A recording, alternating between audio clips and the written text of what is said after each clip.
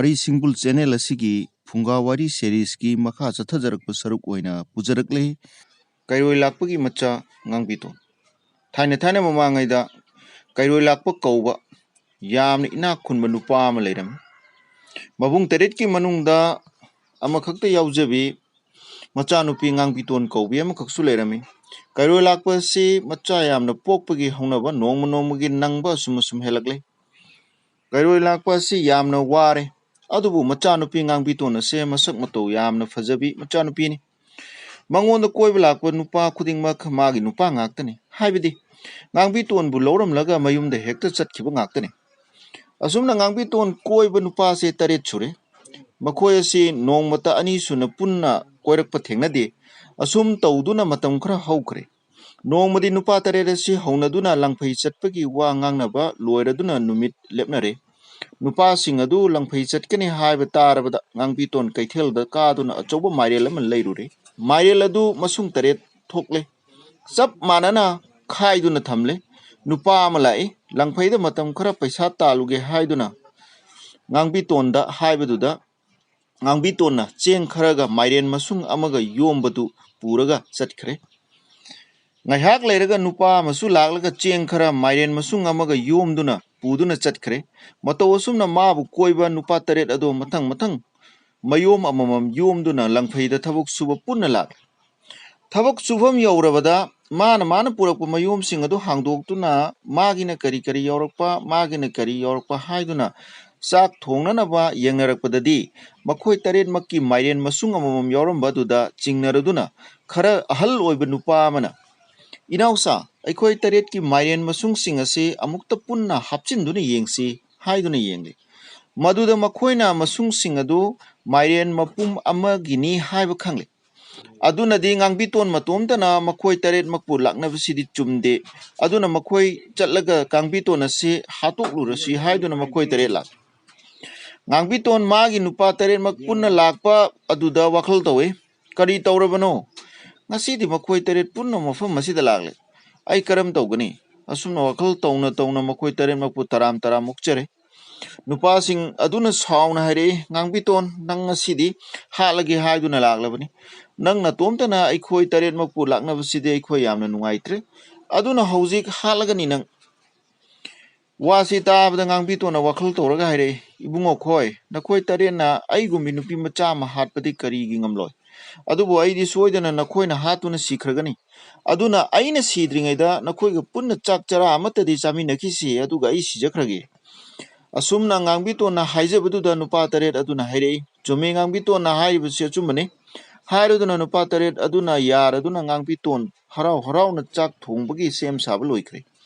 Somda Ngangbiton na nupa taret aduna chananaba thongba chak aduda hu hapchinduna chak pukham taret thidoktuna chak chananaba haijare. Ibungo khoi chak thiduna loire chak chabiraro aigide awalapa hapchakhige. Ibungo khoi loiraga tapna chajage. Nupa taret tu hu yaw chak tu chare. Chak charubadagi siraba ama lamyaida thamle. Tanja aduda tilhau yonba nupa ama sumangda leplemba uraduna Ngangbiton na nupa adudagi tilhau lauge ngangnare.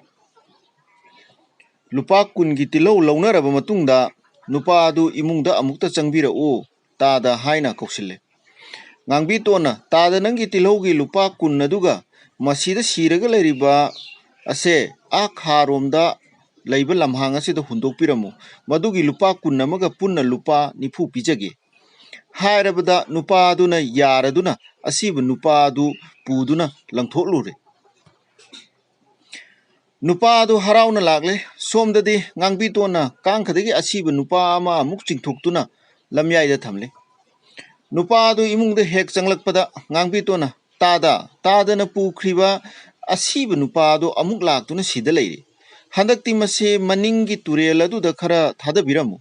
Haiduna nupa aduna asiba adu puduna turel thadaramle. Amuksu Ngangbiton na asiba ama lamyaida chingthoktuna thamle. Madusu tada amuk lakle. Haiduna khulgi awang thangba lamhangda hundok halure. Asum tauna Ngangbiton na asiba nupa taruk ado maigai ona taktuna nupa aduda hundok halaba matungda. Taret suba asiba nupa adudangdi नुपा अदुदा तादा मसी कानररोय तादना हुंदोकलुई हाइबदु मंगाय तादना यौरक्त्रिङैदा हेक्ता मराई अदुनदि हंदक मुक्ति लमजाउदा मई थारगा थादोक पिरमो लुपा हुंफु अमगा हापचरगे पुन्ना लुपा चामा पुरगा चटकीख्रो हाइदुना नुपा अदु यामना वारबसु वाना यारदुना असीबा दो मई थारे